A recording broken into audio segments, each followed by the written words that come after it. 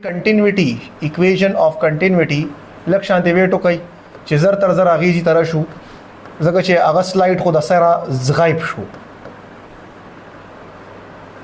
सही दा नो जुआनानो कमा सरा अले को गोरे ब्याह लाड़ने शी बिजली आओ करना टोल मेहनत लाड़ो सही है।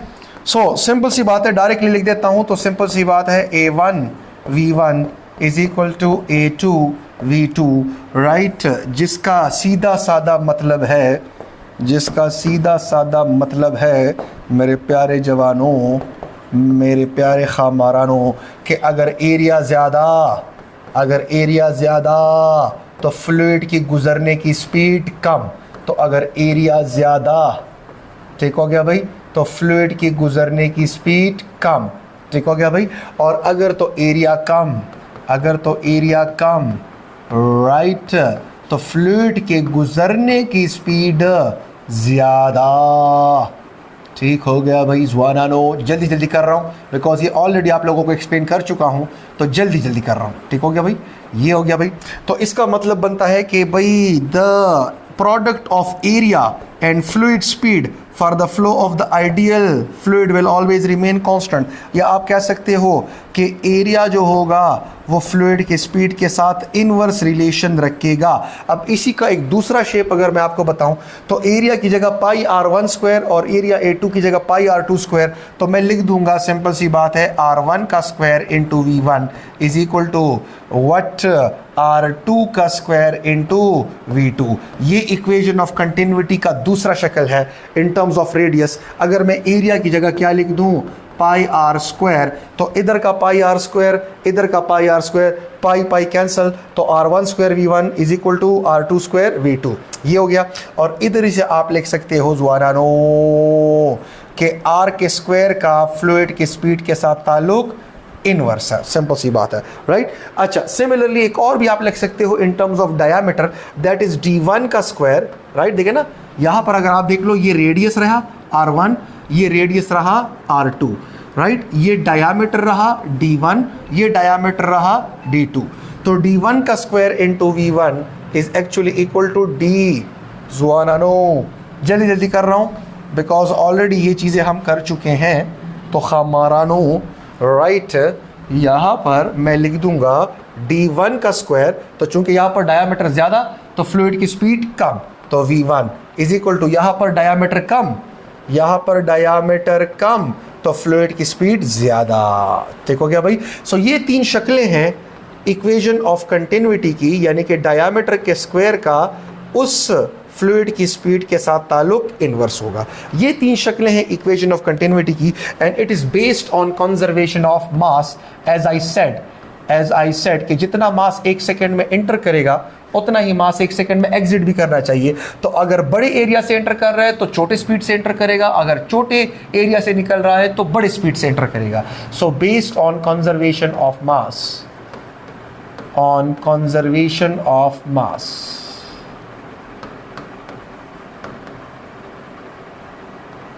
ठीक हो गया भाई, बिल्कुल जी ठीक हो गया। अच्छा, अब यहाँ पर एक और बात है कि ये जो AV का प्रोडक्ट है ना, इसे वॉल्यूम फ्लो रेट भी कहते हैं। The product of A and V is also called volume flow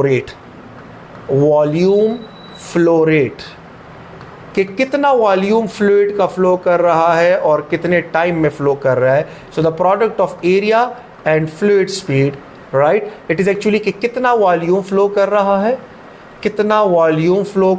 है, ज़वानानो, राइट, और कितने टाइम में फ्लो कर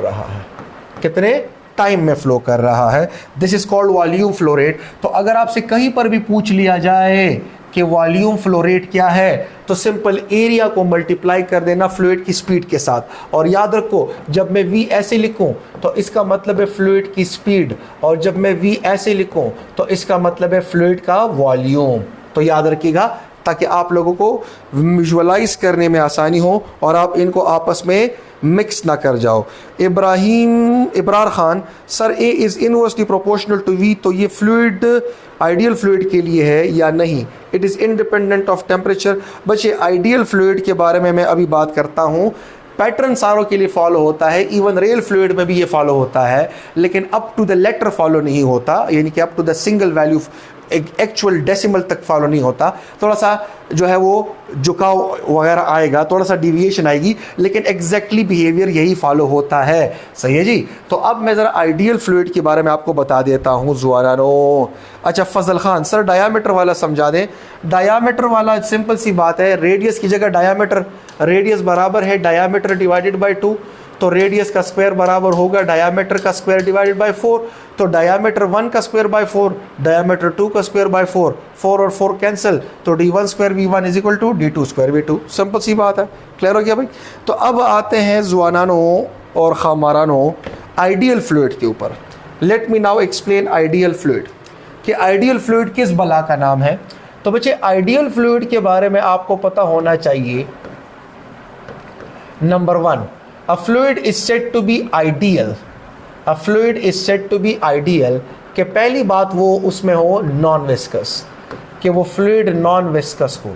नॉन विस्कस का मतलब है इसकी कोएफिशिएंट ऑफ विस्कोसिटी ज़ीरो हो, सिंपल। उसके डिफरेंट लेयर्स के दरमियान किसी किस्म का रगड़ का फोर्स ना हो। Number 2, it should be incompressible, it should be incompressible. अगर ये इनकम्प्रेसिबल हो तो हम आइडियल फ्लूइड कहेंगे। एंड यहाँ पर मैं स्पेसिफिकली ज़्यादातर बात कर रहा हूँ लिक्विड्स की, ठीक है जी। So it should be incompressible, मतलब उसकी डेंसिटी जितनी भी होगी वो चेंज नहीं होनी चाहिए, डेंसिटी जो होगी वो कांस्टेंट होगी। नंबर 3 जो है वो ये होना चाहिए कि भाई it should be having a stream line flow, उसकी जो फ्लो होनी चाहिए वो स्ट्रीम लाइन फ्लो होनी चाहिए, राइट, ठीक है जी। या लेमिनार फ्लो होनी चाहिए, लेमिनार फ्लो होनी चाहिए। बच्चे क्या ज़रा बताओ, ये मैंने लास्ट लेक्चर में किया तो नहीं था, मुझे याद नहीं आ रहा, थोड़ा सा मैं मिक्स हो रहा हूँ कि मैंने लास्ट लेक्चर में तो नहीं किया था। ये आइडियल फ्लूइड वाली बातें मैंने लास्ट लेक्चर में की थी, नहीं की थी? ओके, सोहेल साहब कह रहे हैं नहीं की थी, सही जी, ठीक हुआ। ओके, सो ये हो गया।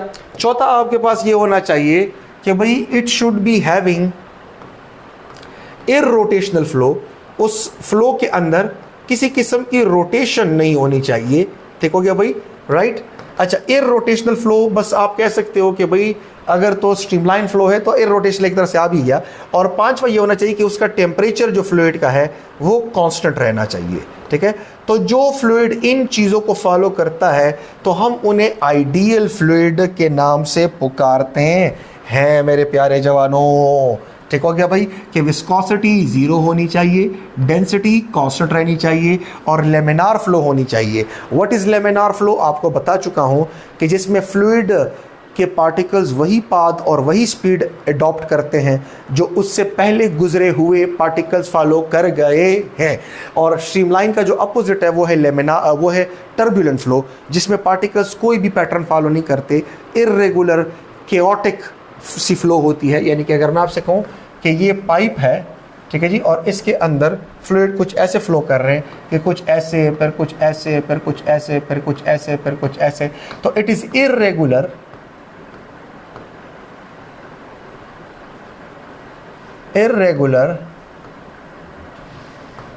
केओटिक फ्लो, राइट, जिसे एक्चुअली हम कहते हैं ज़ुआनानो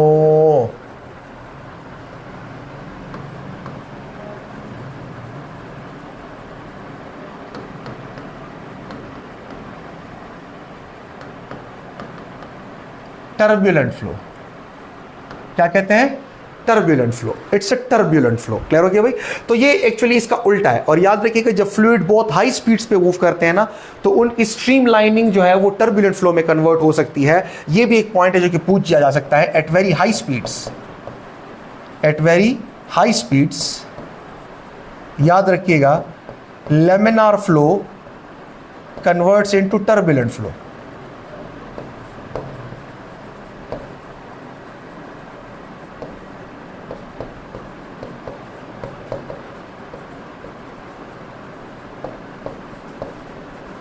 ये भी एक पॉइंट है जो कि पूछा जा सकता है कि हाई स्पीड्स के ऊपर, फ्लूइड्स की हाई स्पीड्स के ऊपर जो फ्लो होगी वो लेमिनार से टर्बुलेंट में कन्वर्ट होगी या टर्बुलेंट से लेमिनार में, तो it will be converted from a laminar flow to turbulent flow. तो ये भी पूछा जा सकता है। Now I am actually trying to explain the Bernoulli's equation. Now Bernoulli's equation में 3 तरह के प्रेशर्स हैं, अंडरस्टैंड करने की कोशिश कीजिएगा, पर मैं आता हूं। So 3 types of pressure. एक को हम कहते हैं static pressure, right, pressure number 1। दूसरे को हम कहते हैं dynamic pressure, dynamic pressure, right, जो कि बराबर होता है half of rho v square.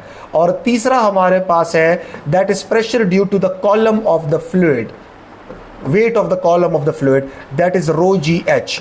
ये 3 तरह के प्रेशर्स हैं जो कि फ्लूइड एग्जर्ट करता है, rho g h, 1/2 rho v square and static pressure. अब एक एक को आपने समझना है, फिर मैं बर्नौलीज इक्वेशन के ऊपर आता हूं। तो ट्राई टू अंडरस्टैंड कि भाई लेट्स से ये हमारे पास एक पाइप है, राइट, और इस पाइप के अंदर फ्लूइड फ्लो कर रहा है, इस पाइप के अंदर फ्लूइड मेरे प्यारे जवानों फ्लो कर रहा है, ठीक है जी। दीदी वाला दगा ना ले, स्नैप्स ना ले, दीदी लास्ट वाला पाओ का ना उसने वाला इस पता नहीं लगी दा मामला खुगाड़ा वाला था, मैं तस्वीर थी बस, ठीक हुआ, ठीक हुआ, ओके, राइट। अच्छा, अब द थिंग इज कि अगर मैं आपसे कहूं कि यहां पर ये फ्लूइड फ्लो कर रहा है, तो जिस डायरेक्शन में वो फ्लो कर रहा है, जिस डायरेक्शन में वो फ्लो कर रहा है उस डायरेक्शन में तो वो प्रेशर लगाएगा। That pressure is called the dynamic pressure, that is the pressure along the direction of motion. Pressure exerted by fluids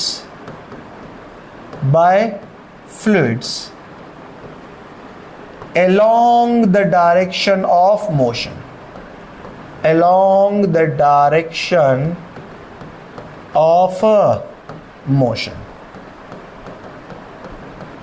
That is actually the dynamic pressure, कि जिस डायरेक्शन में फ्लूइड जाता है उसी डायरेक्शन में जो वो प्रेशर लगाता है because of that motion, that pressure is called dynamic pressure, जो कि है 1/2 rho v square, where v is the speed of the fluid. Speed of the fluid जब ज्यादा होगी, स्पीड ऑफ द फ्लूइड जब ज्यादा होगी तो ऑटोमेटिकली डायनामिक प्रेशर ज्यादा होगा। Then we have another pressure that is called static pressure. देखिए ना, this is a static pressure जो कि फ्लूइड लगाता है उस डायरेक्शन में जिस डायरेक्शन में फ्लूइड मोशन में नहीं है, यानी कि on the walls, on the inner walls of the pipe. ये जो inner walls of the pipe के ऊपर प्रेशर लग रहा है, ये जो इनर वॉल्स के ऊपर प्रेशर लग रहा है, इज दिस क्लियर? ये जो इनर वॉल्स के ऊपर प्रेशर लग रहा है फ्लूइड की तरफ से, हालांकि इस डायरेक्शन में वो मूव कर भी नहीं रहा, दिस प्रेशर इज कॉल्ड ज़वानो a static pressure. That is the pressure exerted by the fluid in the direction, जिस डायरेक्शन में फ्लूइड मूव भी नहीं कर रहा, that pressure is called a static pressure. तो वो मैं यहाँ पर लिख देता हूँ, that is the pressure exerted in the direction in which it is not in motion, pressure exerted by fluid in the direction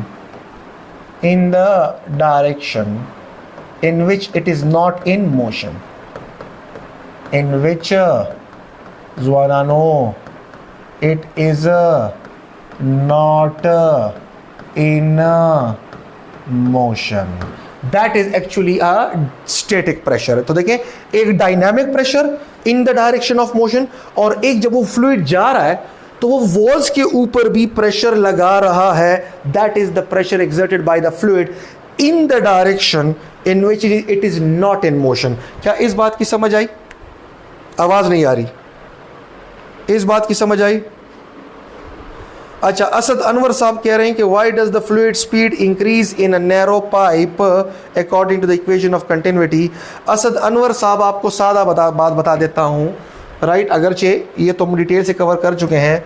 अगर मैं आपसे कहूँ कि इधर ये गेट बड़ा है और ये गेट छोटा है, और मैं आपसे कहूँ कि 10 बंदे इस बड़े गेट से एंटर हो गए हैं 1 सेकंड में, 10 बंदे इस बड़े गेट से एंटर हो गए हैं 1 सेकंड में, 10 बंदे एंटर हो गए हैं इस बड़े गेट से 1 सेकंड में, और अगर मैं चाहूं कि उसी 1 सेकंड के अंदर वही 10 बंदे इस छोटे वाले गेट से निकलना चाहते हैं तो सिंपल, उन्हें अपनी स्पीड बढ़ानी होगी।